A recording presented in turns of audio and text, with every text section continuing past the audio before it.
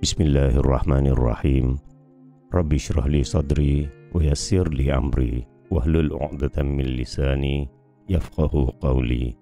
Minda Presiden PAS Tuan Guru Haji Abdul Hadi Awang bertajuk Perpaduan Ummah. PAS berpegang kepada konsep wasatiyah. Firman Allah Subhanahu wa taala yang bermaksud, dan demikian pula kami telah menjadikan kamu, yakni umat Islam, suatu umat yang wasatiyah, yakni adil, sederhana, dan pilihan, agar kamu menjadi saksi dan contoh atas segala perbuatan manusia, dan agar Rasul, yakni Muhammad sallallahu alaihi wasallam, menjadi saksi atas perbuatan kamu. Surah Al-Baqarah ayat 143. Wasatiyah merupakan perkataan daripada bahasa Arab dengan makna pertengahan, seimbang, dan sederhana. Dalam konteks Islam pula, merujuk kepada jalan tengah, cara yang adil dan tepat, mengikut fitrah, yakni naluri manusia. Dengan maksud lain, wasatiyah itu tidak bersikap liberal atau bebas sehingga sanggup menghalalkan perkara yang haram, dan tidak terbabas sehingga sanggup mengharamkan perkara yang halal. Pada masa yang sama, tidak bersikap ekstrim, yakni melampau dalam pilihan cara hidup, sehingga mahu menjadi seperti para malaikat yang tidak makan, minum, maupun berkahwin. Bahkan mengelakkan daripada keterlaluan seperti binatang dan menangani perkara secara sederhana. Berlaku penyelewengan oleh ahli kitab seperti Yahudi dan Nasrani, dan juga dalam kalangan musyrikin yang sesat, menyembah Tuhan-Tuhan yang direka oleh mereka sendiri, sehingga kan mereka meninggalkan kepercayaan kepada Allah Subhanahu wa taala, Tuhan yang Maha Esa yang sebenar. Firman Allah Subhanahu wa taala yang bermaksud, katakanlah, dialah Allah, Tuhan yang Maha Esa. Allah, dialah Tuhan yang bergantung kepadanya segala sesuatu. Dia tidak beranak dan tidak pula diperanakkan, dan tiada seorang atau sesuatu pun yang setara dengannya. Surah Al-Ikhlas ayat 1-4. Allah sebagai pencipta alam telah menetapkan setiap makhluk itu mempunyai fitrah, yakni naluri masing-masing, serta menetapkan kepada setiap makhluknya suatu peraturan yang berbeza mengikut fitrah masing-masing. Contohnya, kejadian malaikat itu sebagai makhluk gaib yang tidak berjasad dan tidak ada nafsu, manakala kejadian binatang pula berjasad namun tiada akal dan bernafsu melampau. Sementara kejadian batu, kayu, dan perkara lain seumpamanya adalah makhluk yang tidak boleh bergerak. Adapun kejadian manusia pula mempunyai jasad dan roh yang berbeza daripada malaikat. Seterusnya mempunyai akal dan nafsu, berbeza daripada binatang, dan berjasad, boleh bergerak, berbeza daripada jamadat, yakni seperti batu, kayu, dan sebagainya. Maka Allah Subhanahu wa taala menetapkan peraturan berasaskan fitrah kepada semua makhluk, termasuk kepada manusia, dengan diberikan peranan berada di atas muka bumi di alam dunia bagi beribadat kepadanya dan mentadbir makhluk yang lain. Selain itu, manusia juga diberikan kekuatan akal bersama jasad serta keperluannya dan hidup bermasyarakat tanpa bersendirian. Semua makhluk itu menerima ketetapan Allah Subhanahu wa taala dengan menyerah diri kepadanya atas nama Islam, mengikut fitrah masing-masing. Firman Allah Subhanahu wa taala yang bermaksud, maka apakah mereka mencari agama lain selain daripada agama Allah, yakni Islam, padahal kepadanya jua segala apa yang di langit dan di bumi menyerahkan diri, yakni Islam, baik secara suka maupun terpaksa, yakni fitrah, dan hanya kepada Allah sahaja mereka dikembalikan. Surah Ali Imran ayat 83. Seterusnya firman Allah Subhanahu wa taala yang bermaksud, dan Tuhanmu ialah Tuhan yang Maha Esa, tiada Tuhan melainkan Dia yang Maha Pemurah lagi Maha Penyayang. Sesungguhnya dalam penciptaan langit dan bumi silih bergantinya malam dan siang, bahtera yang berlayar di lautan membawa apa yang berguna bagi manusia, dan apa yang Allah turunkan dari langit berupa air, Lalu dengan air itu dia menghidupkan bumi sesudah mati, yakni kering. Dan dia menyebarkan di bumi itu segala jenis haiwan dan pengisaran angin dan awan yang dikendalikan di antara langit dan bumi. Sungguh terdapat tanda-tanda keesaan dan kebesaran Allah bagi kaum yang memikirkan. Dan antara manusia ada orang-orang yang menyembah tandingan-tandingan selain Allah. Mereka mencintainya sebagaimana mereka mencintai Allah. Adapun orang-orang yang beriman amat sangat cintanya kepada Allah. Dan jika seandainya orang-orang yang berbuat zalim itu mengetahui ketika mereka melihat siksaan pada hari kiamat, bahawa kekuatan itu kepunyaan Allah semuanya dan bahawa Allah amat berat siksaannya, nescaya mereka menyesal. Surah Al-Baqarah ayat 163 hingga 165. Penyelewengan akidah dari sudut kepercayaan kepada Allah yang Maha Esa yang dilakukan oleh manusia menjadi sebab kepada berlakunya semua bentuk penyelewengan yang lain. Sama ada mereka terus hanyut dengan sikap liberal atau melampau dengan bersikap ekstrim. Keadaan ini berlaku apabila manusia mengada-adakan ajaran sendiri dalam perkara yang tidak diizinkan oleh Allah Subhanahu wa Ta'ala, kerana perkara itu di luar fitrah sehingga melampaui batas atau di luar kemampuan dirinya sehingga merosakkan diri, keluarga, masyarakat dan alam sekitar. Kelemahan agama selain daripada Islam, sama ada dari segi ideologi dan undang-undang ciptaan manusia, menjadi sebab utama berlakunya penyelewengan cara hidup manusia dalam aspek ibadat, syariat, yakni undang-undang dan akhlak. Hal ini sama ada berlaku dari aspek peribadi seperti bersikap bohong, khianat, menipu dan lain-lain, atau penyelewengan dalam pengurusan hidup bermasyarakat dari aspek politik dan ekonomi seperti rasuah, salah guna kuasa dan pelbagai bentuk kezaliman. Sebab berlakunya semua penyelewengan tersebut kerana tidak mempunyai akidah yang mengawal hati dan akal mengikut sempadan agama yang sempurna. Terutamanya apabila agama dipisahkan. Apabila manusia mempunyai akal, boleh berfikir dengan ilmu dan pengalaman hidup, serta menggunakan anggota panca indera untuk melihat, mendengar dan berfikir, maka Islam menetapkan konsep wasatiyah, suatu konsep yang tiada paksaan dalam beragama dan memilih ideologi masing-masing selagi tidak melampaui batas terhadap dirinya dan pihak yang lain dalam kehidupan bermasyarakat.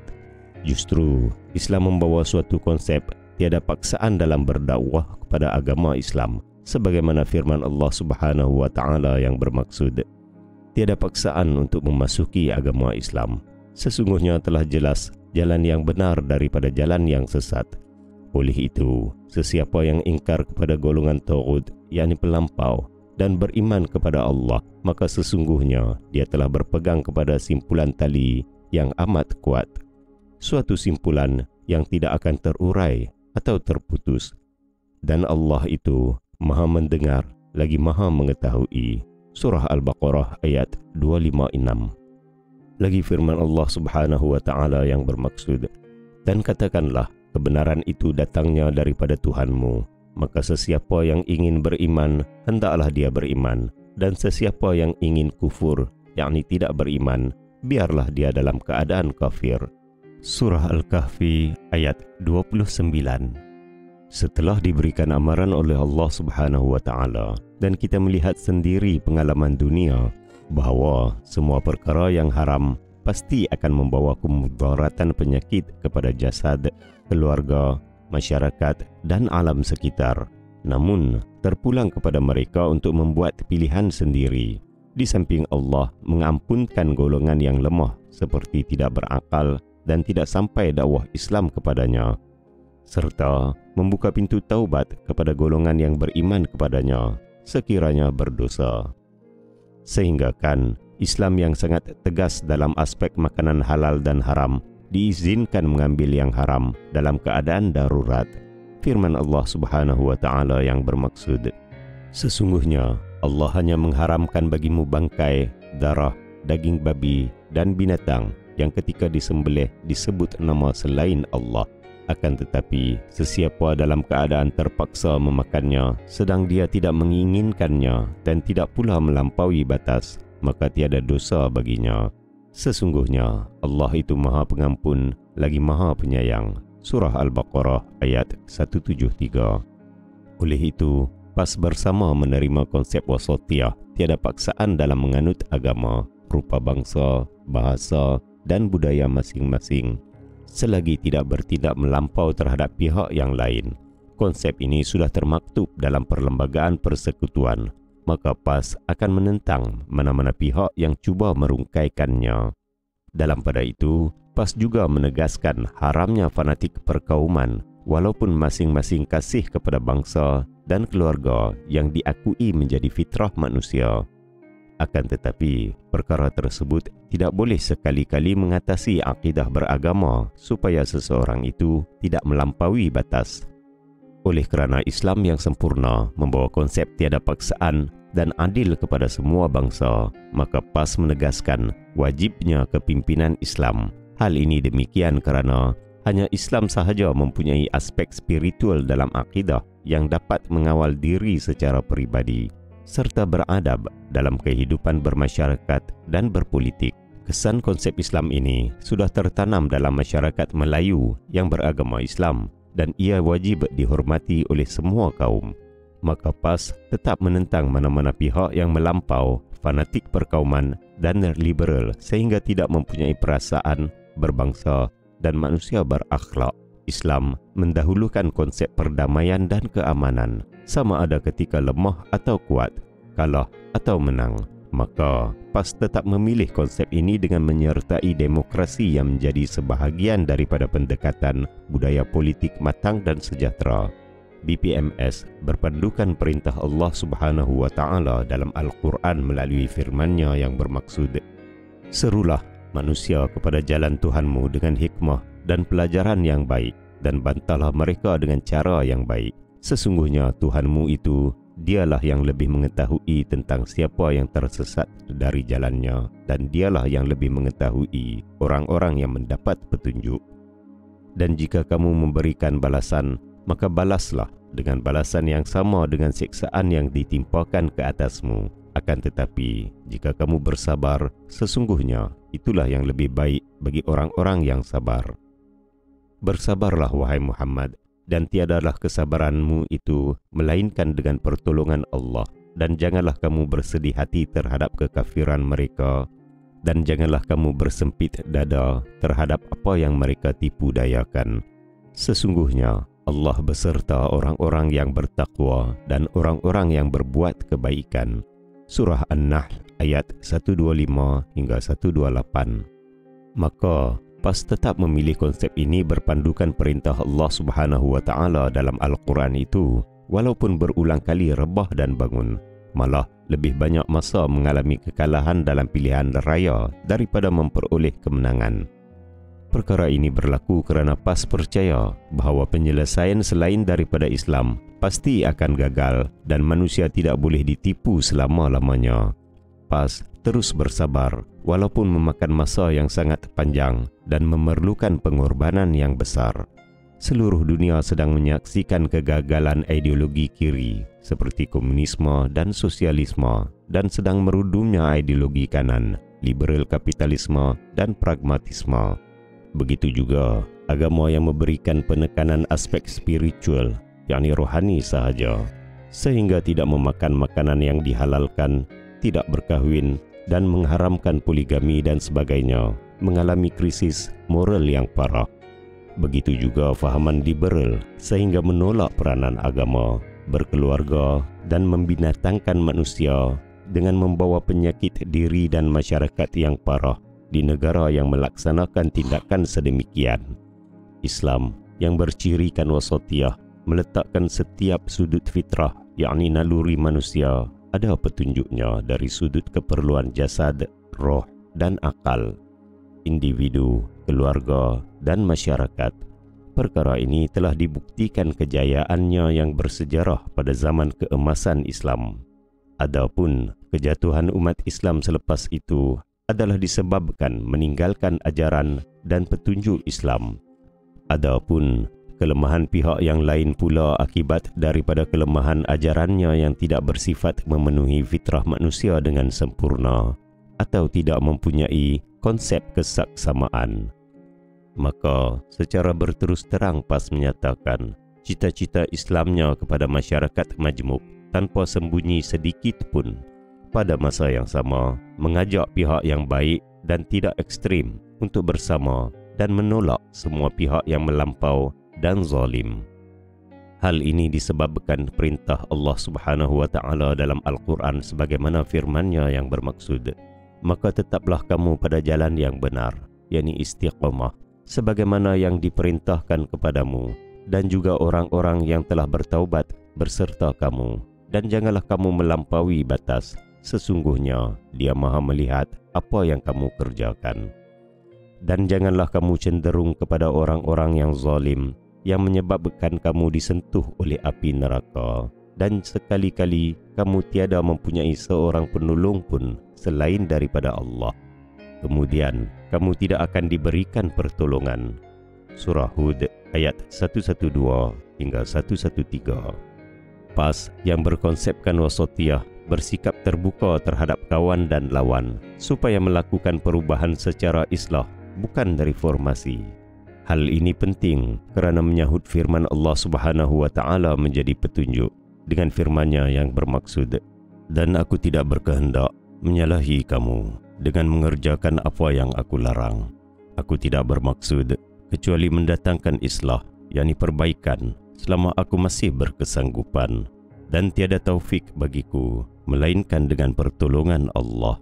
Hanya kepada Allah jua aku bertawakal, dan hanya kepadanya jua aku kembali. Surah Hud ayat 88. Kini PAS berjaya mengumpulkan pihak yang selama ini menjadi lawan, khususnya daripada Barisan Nasional BN yang berpecah kepada lahirnya Bersatu dan jatuh kerajaannya akibat kesilapan lalu yang dikatakan berlakunya salah laku, rasuah dan lain-lain. Adapun Pakatan Harapan PH yang berjaya mengambil alih kerajaan pusat secara campuran pula berideologi pragmatik dengan berbagai-bagai parti yang termakan dengan tawaran yang menarik. Tambahan lagi, rakyat ditipu dengan manifesto yang tidak dapat ditunaikan dan merupakan janji bohong beserta dukungan pemberi rasuah yang lebih mudarat daripada penerima rasuah dan pelbagai makhluk asing. Bukan dengan kekuatannya secara mutlak. Setelah memperoleh kemenangan, bukan memikirkan cara menyelesaikan masalah negara dan rakyat, tetapi secara rakus, berkuasa dan berbahas berkenaan siapakah Perdana Menteri. PAS membawa agenda perpaduan umat serta konsep wasatiyah, walaupun pernah bermusuhan yang paling tajam dengan BN yang terdapat dalamnya UMNO, dan daripada situlah asalnya Parti Bersatu. Namun, keadaan itu ditumpulkan dan dipatahkan apabila masing-masing disatukan dengan penganjuran Himpunan Kongres Maruah Melayu bersama memujuk parti-parti besar Melayu Islam dan Bumiputra bersama kalangan ilmuwan terkemuka dan pelbagai pertubuhan bukan kerajaan NGO. Akhirnya, berjaya mengumpulkan 3 parti terbesar Melayu Islam dan Bumiputra, UMNO, PAS dan Bersatu, bersama dengan parti lain dari Sabah dan Sarawak, termasuklah kalangan bukan Islam yang tidak ekstrim. Hasil gabungan ini telah berjaya menjatuhkan PH dan menubuhkan sebuah kerajaan campuran Perikatan Nasional PN. Apabila UMNO mengajak PAS untuk berkumpul di PWTC yang dimiliki oleh UMNO, maka ditubuhkan gabungan Muafakat Nasional MN dengan persetujuan yang ditandatangani bersama piagamnya. Kemudian bersetuju dimasukkan juga Parti Bersatu ke dalam gabungan MN. Maka tiada sebab yang munasabah untuk merungkainya dan menasahkan keputusan yang telah dimeterai kepada gabungan yang hanya terhad kepada UMNO dan PAS sahaja. Setelah ada dalam kalangan UMNO menolak Bersatu atau kalangan Bersatu menolak UMNO, laksanakanlah perintah Allah Subhanahu wa Ta'ala yang bermaksud, orang-orang beriman itu sesungguhnya bersaudara. Oleh itu damaikanlah, yakni perbaikilah hubungan antara kedua-dua saudaramu itu, dan takutlah terhadap Allah supaya kamu mendapat rahmat. Surah Al-Hujurat ayat 10. PAS tetap mempertahankan konsep wasatiyah dengan berada di tengah-tengah gelanggang pertembungan yang mahu merungkaikan kejayaan bersama menyelamatkan kerajaan PN setelah bersama-sama berjaya, khususnya dalam keadaan bencana alam COVID-19 dengan menyingkirkan kerajaan PH yang sebenarnya gagal disebabkan krisis dalamannya yang hangat diketahui umum. PAS sangat mengharapkan supaya perpaduan yang berjaya diusahakan sehingga berjaya menubuhkan kerajaan campuran PN bersama parti-parti dari Sabah dan Sarawak bergabung bagi mempertahankan kepimpinan Melayu Islam dan Bumiputera. Selain itu, PAS sangat mengharapkan supaya perpaduan yang berjaya diusahakan sehingga berjaya menubuhkan kerajaan campuran PN bersama parti-parti dari Sabah dan Sarawak bergabung bagi mempertahankan kepimpinan Melayu Islam dan Bumiputera. Selain itu, diharapkan juga kepada parti bukan Islam yang tidak ekstrim dan menolak PH yang berideologi pragmatik dan liberal yang tidak boleh menyelamatkan negara dan masyarakat majmuk di negara ini. Kepada UMNO dan Bersatu, PAS mengingatkan firman Allah Subhanahu wa Ta'ala yang bermaksud, "Dan taatilah kepada Allah dan Rasul-Nya, dan janganlah kamu saling berbantah-bantahan yang menyebabkan kamu gagal dan hilang kekuatan kamu, serta bersabarlah. Sesungguhnya Allah beserta orang-orang yang sabar." Surah Al-Anfal ayat 46. Kepada golongan bukan Islam dalam masyarakat majmuk pula, janganlah takut kepada Islam yang menjadi dasar dan konsep negara. Hal ini demikian kerana firman Allah Subhanahu wa Ta'ala di dalam Al-Quran yang bermaksud, "Sesungguhnya Allah menyuruh kamu menyampaikan segala amanah kepada yang berhak menerimanya dan menyuruh kamu apabila menetapkan hukum antara manusia supaya kamu menetapkan dengan adil. Sesungguhnya Allah memberi pengajaran yang sebaik-baiknya kepadamu. Sesungguhnya Allah itu Maha mendengar lagi Maha melihat." Surah An-Nisa ayat 58.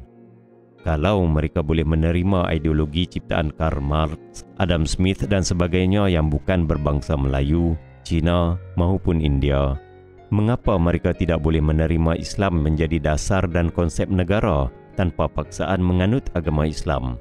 Jadikan slogan bersama perpaduan, iaitu selamatkan negara dan rakyat bersama Islam, bukannya slogan selamatkan diri dan kumpulan tertentu sahaja.